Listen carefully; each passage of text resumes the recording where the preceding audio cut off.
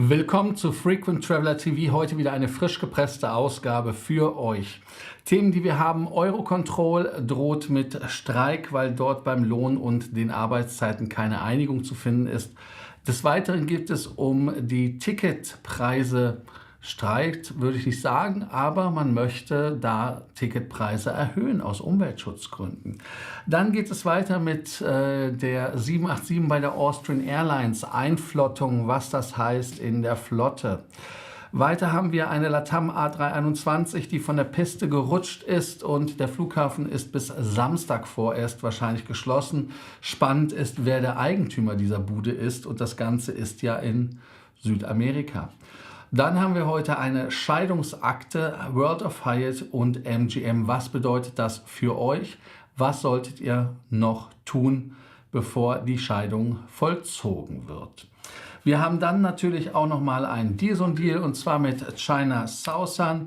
Mit China Southern geht es von Europa, von Frankfurt sogar, Asien und dann nach unten Sydney. Gibt aber auch andere Ziele in Australien ab 2.699 Euronen. Dann werden wir die Frage des Tages nochmal natürlich abarbeiten, die sich um die 787 dreht. Wie findet ihr den Dreamliner und freut ihr euch auf den neuen Flieger bei der Auer? By the way, kann ich den ja auch jetzt rein kopieren in euren Fred. Fällt mir gerade ein, dass ich das gar nicht gemacht habe. Mea culpa, das muss natürlich jetzt auch geschehen. Zack, und da haben wir es und es ist auch schon angepinnt. Können wir direkt starten mit der Gewerkschaft, mit der Eurocontrol. Wer von euch kennt die Eurocontrol? Wer hat mit denen zu tun gehabt? Eigentlich keiner, hoffe ich. Man weiß es nur aus alter Zeit vor Corona, dass Eurocontrol immer, ja, wir haben Slot-Probleme bei Eurocontrol und so. Aber da ist es jetzt halt so, dass die Personalvertreter von Eurocontrol in Bezug auf höhere Gehälter und Arbeitszeiten, also der neuen Dienstzeitregelung, im Dialog sind, aber da kommt nichts bei rum. Wir kennen das ja von anderen Firmen aus der Aviation-Branche. Deshalb kann auch noch in 2023 ein Streik drohen. Das Problem ist, dass dies ganz Europa betrifft, denn Eurocontrol, wie der Name sagt, kontrolliert den europäischen Luftraum. Man behauptet zwar, dass es nur eine Vorwarnung ist halt wahrscheinlich so etwas sowohl als auch, vielleicht so quasi als Schuss vor dem Bug gedacht, aber innerhalb der nächsten 6 Monate wird man hier jetzt gerade quasi damit in Kenntnis gesetzt, dass es einen Streik geben kann. So ist mit der Gewerkschaft USB. Eurocontrol hat 10 Millionen Flugbewegungen pro Jahr und jeder dritte Flug wäre davon dann betroffen. Worum geht es? Es geht natürlich um Gehaltspläne und so weiter. Man muss überlegen, ob es überhaupt noch Sinn macht, dass man solche mächtigen Konstruktionen hat oder wo es Gewerke gibt, die eigentlich, wenn sie streiken, alles lahmlegen können. Und in der Aviation haben wir ja gerade Gewerke, die im Prinzip jedes Gewerk, die Auslader, dann die Mechaniker, dann die Piloten, dann die Kabine, also dass dieses fein verzahnte, so ist das Wort, fein verzahnt, schwierige Konstruktion heute wieder ausgewählt, Herr Korsten. Also dieses fein verzahnte, wenn ein fein verzahnter Zahn nicht funktioniert, dass dann das Ganze stockt und stecken bleibt.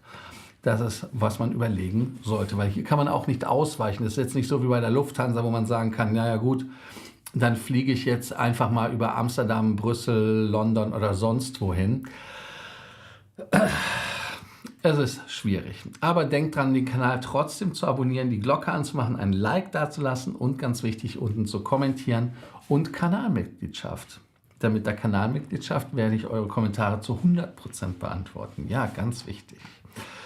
So, dann geht es weiter mit Ticketpreisen. Das ist ja etwas, was wir selber fast schon nicht mehr hören können, weil die Preise sind ja wirklich angezogen. Und das muss man der Ehrlichkeit halber sagen. Umweltverbände fordern jetzt höhere Ticketpreise. Und warum? Weil EU-Staaten verzichten auf die Besteuerung des Luftverkehrs. Und diese Verzichte haben den Nachteil, dass viele Milliarden, die man einsammeln könnte, nicht eingesammelt werden. In Deutschland alleine sollen so 4 Milliarden nicht gehoben werden. Und diese 4 Milliarden rechnet dann man aus, was man damit alles machen kann. Ja, natürlich. Wenn man alle EU-Staaten zusammenzählt, dann sind das fast 26,4 Milliarden Euro, die da eingenommen werden könnten. Diese Zahl geht aus dem Umweltdachverband Transport und Environment T&E hervor.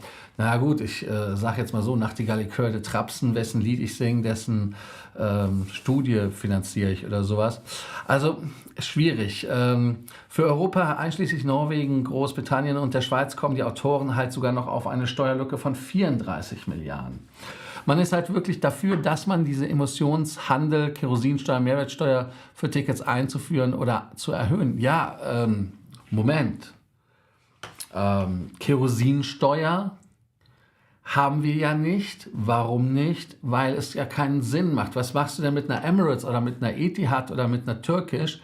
Die fliegen hier einfach mal locker rein, machen Fuel Bunkering und fliegen dann wieder zurück. Hast du nichts gespart, wenn das teurer ist als das. Umweltschutzmäßig erst recht nicht. Das ist das eine. Das andere, was ist ja auch, dass zum Beispiel Steuern.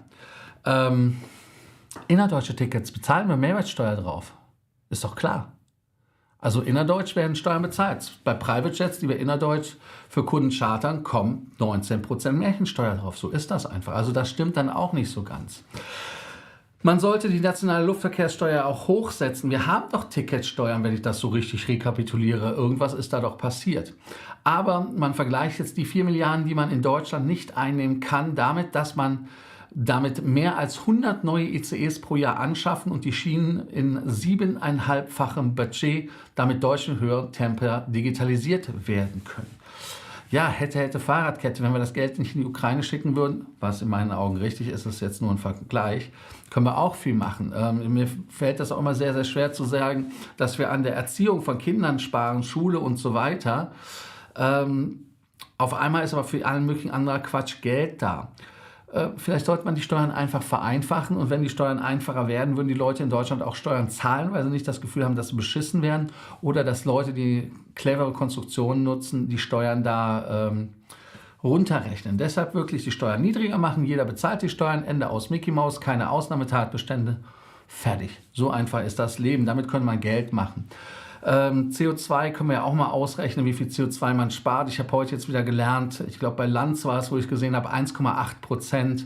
Und die Aussage von Markus Lanz war, wenn wir morgen im Meer untergehen als Deutschland, gibt es 1,8% weniger. Aber dadurch, dass man 300 Kohlekraftwerke allein in China baut, mittelfristig ist das Ganze obsolet. Aber nun gut.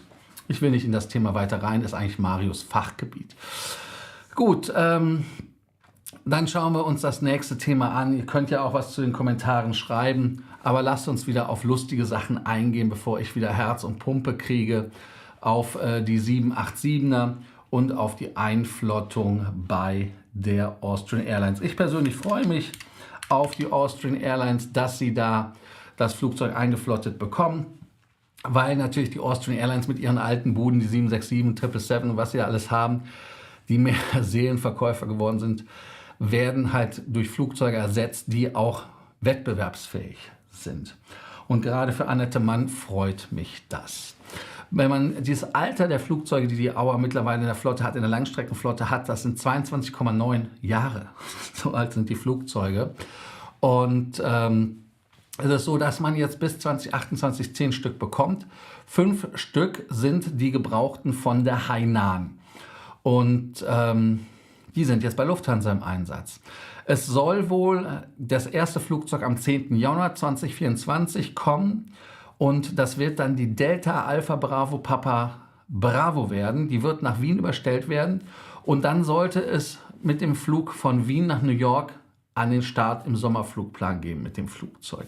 Bis dahin soll es natürlich mit der Lackierung anders werden. Und jetzt kommt es.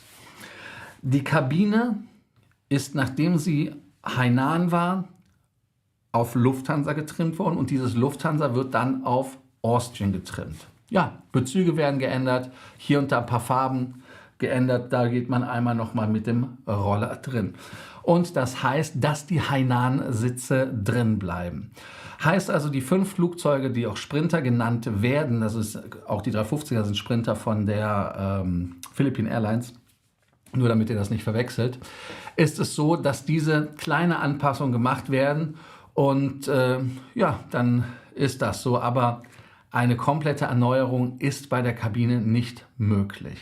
Beim nächsten Standardzyklus würden die Kabinen dann gegebenenfalls erneuert. Das heißt also, wenn die Auer sich auch an Allegris, Sensis oder an wie das auch immer da heißen mag, bei der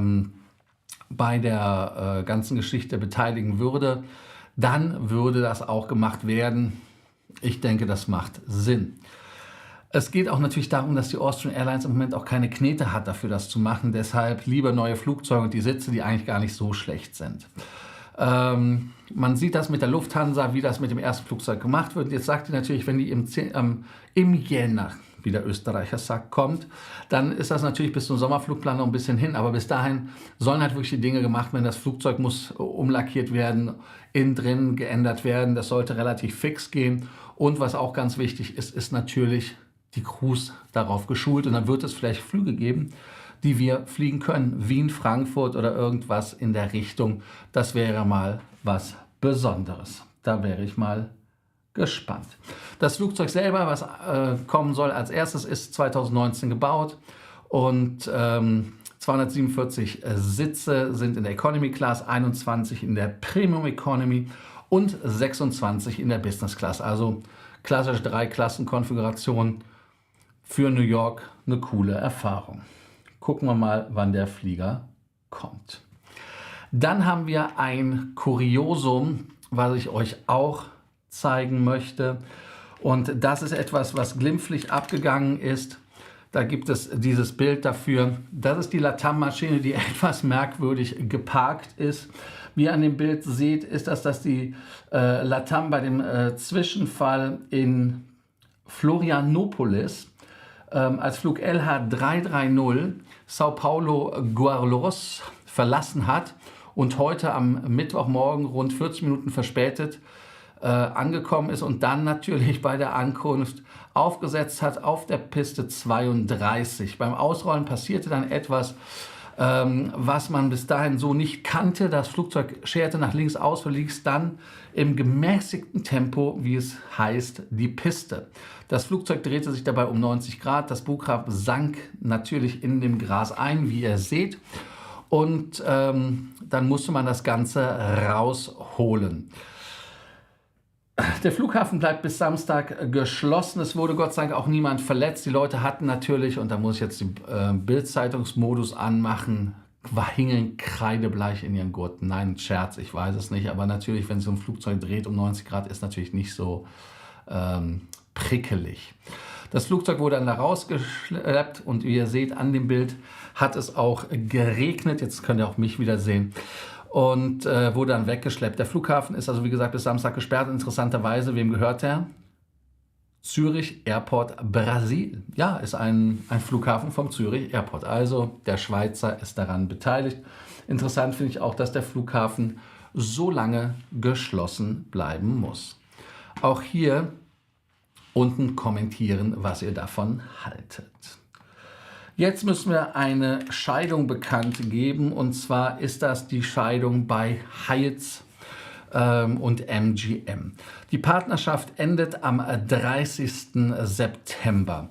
Und diese Beziehung ist über 10 Jahre alt. Ich erinnere mich noch, als das Ganze angefangen hat und ich eine Noir-Karte gekriegt habe von MGM, was relativ geil war mit Flughafen, Transferlimousine und so weiter, dann Gebühren gewaved und. Dann wurde das Ganze so ein bisschen verwässert in meinen Augen, weil die Status-Matches wurden dann nicht mehr so optimal gemacht. Aber man wird halt ab dem 30. September nicht mehr die Möglichkeit haben, Punkte oder sonst irgendwas dort zu sammeln oder auszugeben. Was schade ist, die ihren Globalisten in Las Vegas machen wollten, weil da gab es Hotels, die waren 30, 40 Dollar teuer, plus Steuer. Ups, was passiert denn hier? Der Tisch wackelt. Naja, auf jeden Fall, wenn ihr den Status gematcht habt, ja, dann ist der Status gültig bis zum Ende des Januars, wenn ich es richtig im Kopf habe, dann geht der normal nämlich raus. Und ihr könnt aber jetzt bis Freitag noch den Match machen und den Status für euch holen. Das ist wichtig, damit ihr ihn zumindest noch habt für die Laufzeit. Und wichtig ist zu verstehen, warum diese ganze Geschichte zu Ende ist. Es geht einmal darum, Hyatt hatte nicht viele Hotels in Las Vegas und deshalb ist man mit MGM zusammengegangen. Und MGM ist aber vom Programm her kein Programm, was Hotelprogramm ist. Das ist ein Gambling-Programm. Das heißt also, je mehr Geld ich in diese Slot-Machines stecke, desto höheren Status bekomme ich. Das heißt also, der gemeine Wetter, also der wettet, der kriegt da was von, aber nicht fürs Schlafen. Und das war halt dann schon von Anfang an das Problem. Deshalb glaube ich, war das für uns besser bei MGM als für den von MGM bei Hyatt. Das ist auch so. Und dann natürlich ist es so, dass das Ganze irgendwie verwässert worden ist.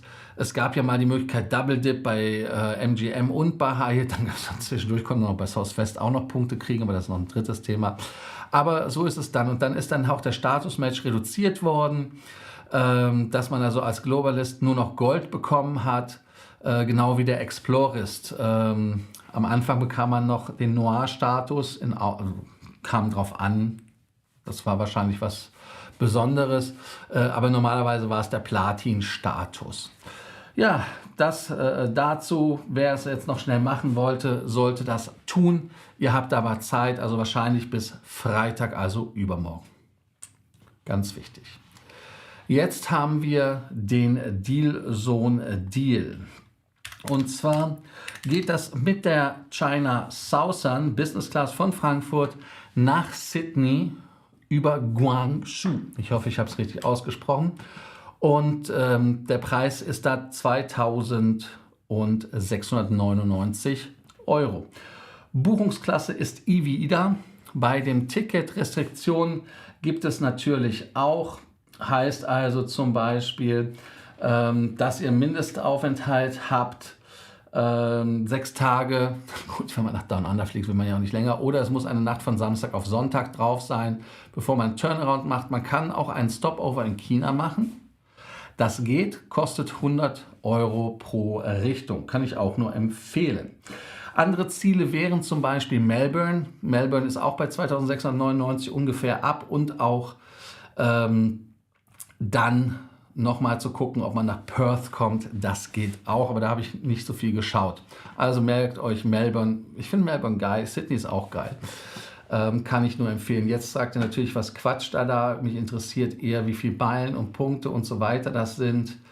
Dann geht das hier auch los. Das zeige ich euch. Da ist es. Einmal 5.615 Meilen bis Guangzhou. Und dann weiter nach Sydney sind nochmal 4.664, fast mittig. 20.558 Meilen hin und zurück. Ihr seht das auch einmal wirklich komplett um die Welt herum. Gucken wir nochmal, ob wir die Kugel kriegen. Da haben wir es. Schöne Strecke. Schöne Strecke. Dann guckt ihr, wo ihr die Meilen kriegt. Hier nochmal der Business Class in der IDA. Da ist es so, da muss ich mich in die Mitte setzen. Bei China Southern, das ist eigentlich relativ übersichtlich. Da gibt es 41.368, bei Middle Eastern 20.564, genau wie bei Xiamen Airlines, China, Korean, American, Aeroflot, Air Europa und Flying Blue. Das ist alles sozialistisch einheitlich. Damit haben wir die heutige Sendung wieder rumgebracht. 20 Minuten, fast eine Punktlandung. Denkt dran, den Kanal zu abonnieren, die Glocke anzumachen, ein Like dazulassen und vor allem auch zu kommentieren. Ja. Und wir haben die Frage des Tages. Die Frage des Tages ist mit dem Dreamliner verbunden. Freut ihr euch auf den neuen Flieger bei der Auer? Wie findet ihr den Dreamliner? Da bin ich mal gespannt, was ihr kommentiert. So. Dann hallo Bernhard, hallo Sven, hallo Frank, hallo Stadtbär, hallo Tore. Dann Grüße an Schorsch, Grüße an Jörg und Grüße an Wings and Rails. Ja, bei den Nachbarn hätte es mal besser aufpassen sollen, muss man jetzt der Ehrlichkeit halber sagen. Ne? Das ist nicht immer gut. Ne? So, der Dreamliner gehört mit Sicherheit zu den modernsten und angenehmsten Fliegern. Optisch ist er der schönste Flieger weltweit. Und 17 Stunden und mehr lassen sich sehr gut ertragen. Mit der richtigen Kabine geht alles. Ne? Also ich habe heute wieder aus der 787 von einem unserer Kunden Bilder bekommen, der geflogen ist mit Qatar Airways. Schon schön. Hallo Thomas. Jörg, neue Flieger sind immer super. Ja, das stimmt. Wobei der ja 5 Jahre alt ist. Aber die nächsten 5 werden neu. Die werden dann wahrscheinlich noch nach Seattles Finest riechen. Dann, ja, das ist gut. 2 Monate Mitglied. Danke dafür. Werdet Kanalmitglied, werdet wie Frank Business Class Member, dann seid ihr auch immer direkt im Loop, wenn was Neues passiert. Ihr könnt das ganz einfach machen und zwar, wie geht denn das eigentlich? Und zwar gibt es dort die Möglichkeit Mitglied werden, neben dem Kanalnamen. Da seht ihr das dann. Bei mir ist es in Englisch, da steht Join, wie das heißt. Also, seid wie Frank. Hallo Wolfgang, ich finde den Dreamliner sehr gut, fliege schon seit 2000 mit Fluggattung, schon bequemer wirtschaftlicher. Ja, ist auch super angenehm. Der Dreamliner ist optisch interessant, aber ich bin 350-Fan, alles Geschmackssache. Ja, das ist richtig. Dem einen gefallen die Biberaugen, dem anderen nicht. So, Dreamliner ist ein schönes Flugzeug, dennoch bleibe ich beim A350 treu. Eines der schönsten Flugzeuge, die es derzeit gibt. Dann Frank, ich bin Ende März von JFK in Amsterdam mit KLM geflogen, war ein sehr angenehmes Reisen, aber kann sich zu Recht auf den Flieger freuen. Ja, sehr gut. Fliegen im Oktober nach Japan mit der Auer der 7, war leider den Abschnitt noch nicht bedienen. Mal sehen, ob wir das ist, der Koch, der sollte ja dabei sein. Also der sollte schon sein. Gibt keine neuen Sitze. Auf den ersten 5 gibt es keine neuen Sitze. Das ist so. Ja, danke, dass ihr heute Frequent Traveler TV geschaut habt. Denkt dran, den Kanal zu abonnieren, ein Like dazulassen, aber auch zu kommentieren, Kanalmitgliedschaft, weil mit der Kanalmitgliedschaft gibt es natürlich viele, viele Vorteile. Also, danke, dass ihr heute dabei wart und in alter Frische. Bis morgen. Ciao.